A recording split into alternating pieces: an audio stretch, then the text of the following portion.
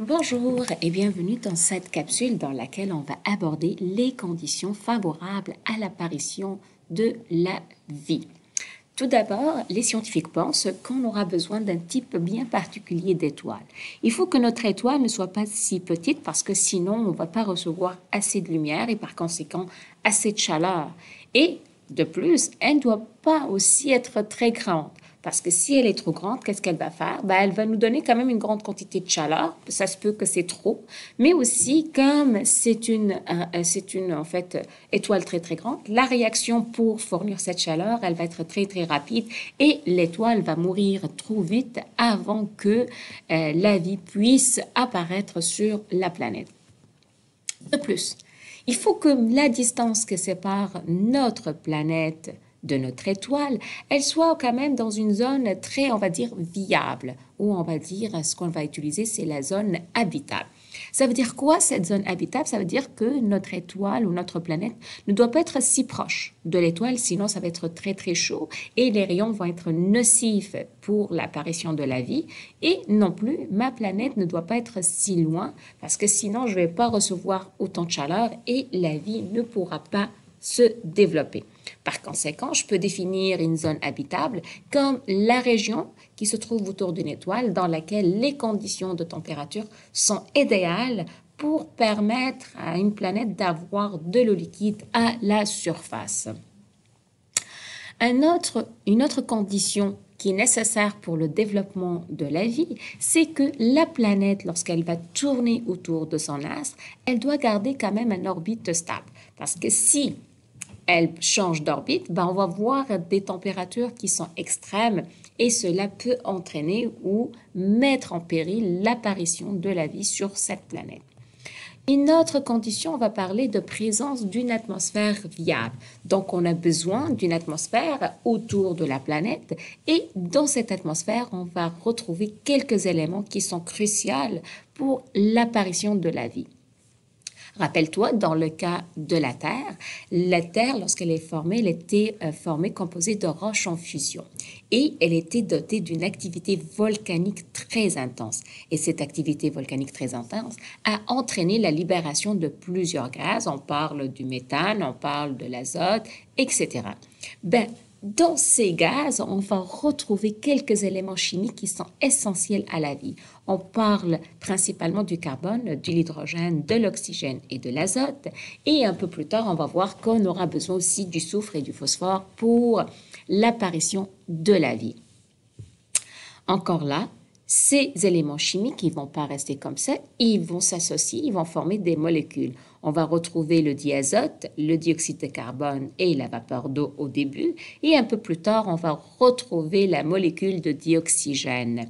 Et je tiens à préciser, lors de la formation de l'atmosphère, le gaz le plus important qui va être vraiment fondamentale pour l'apparition de la vie, c'est la vapeur d'eau. Elle doit être à peu près présente comme pour la Terre. Lorsqu'elle s'est formée, elle était au début à 80%.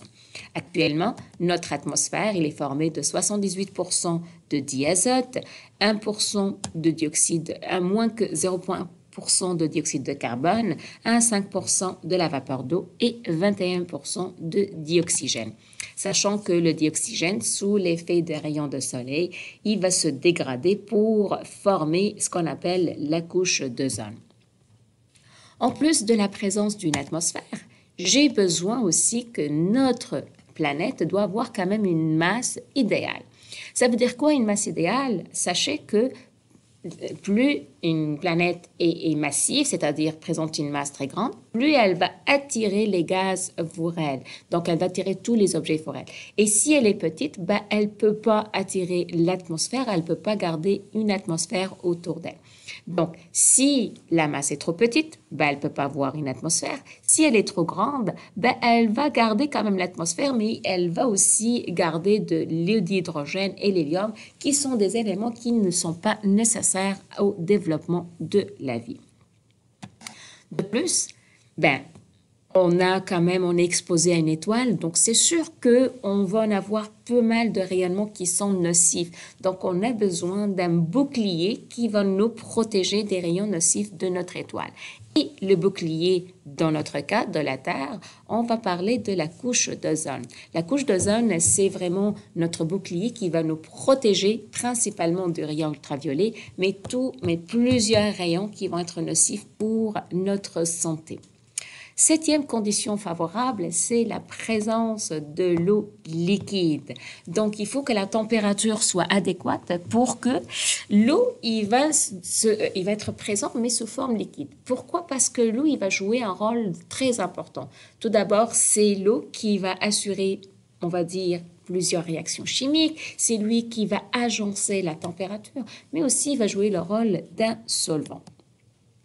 Une autre condition favorable, c'est la présence d'une lithosphère. Ça veut dire quoi? Les scientifiques ont du mal à imaginer qu'une vie peut se développer sur une surface qui n'est pas solide, d'accord? Imaginez qu'on va marcher sur du liquide. Ça va être difficile. Jusqu'à date, on n'arrive pas quand même.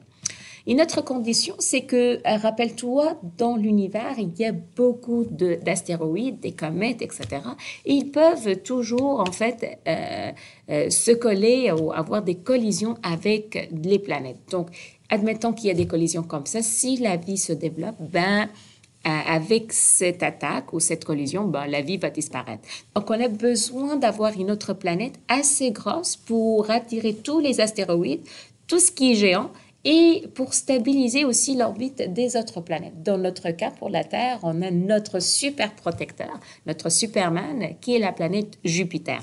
La planète Jupiter, comme c'est une planète très très grosse, elle va attirer les astéroïdes vers elle et par conséquent, la Terre est vraiment protégée. Une autre condition, on va parler de champ magnétique efficace. Donc, les scientifiques ont du mal à imaginer que la vie puisse se développer en absence de champ magnétique. Pourquoi? Parce que le champ magnétique, c'est quoi son rôle? C'est vraiment de dévier les vents solaires. Les vents solaires, c'est quoi? C'est vraiment une quantité d'énergie, d'électrons qui va être envoyée par le Soleil. Et si elle arrive sur la Terre, elle va entraîner la mort des vivants. C'est pour la raison pour laquelle un champ magnétique présent efficacement, qu'est-ce qu'il va faire? Il va dévier ces champs magnétiques solaires et par conséquent protéger la vie. Et l'exemple qu'on a de la présence de notre champ magnétique, c'est lorsqu'on est en train d'observer les aurores boréales. Dernière condition pour l'apparition de la vie, on va parler de présence d'un satellite stabilisateur.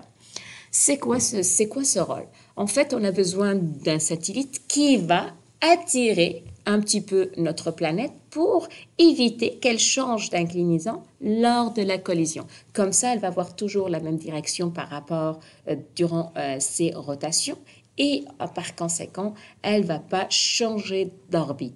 Et ce sont les 11 conditions favorables au développement de la vie sur une planète.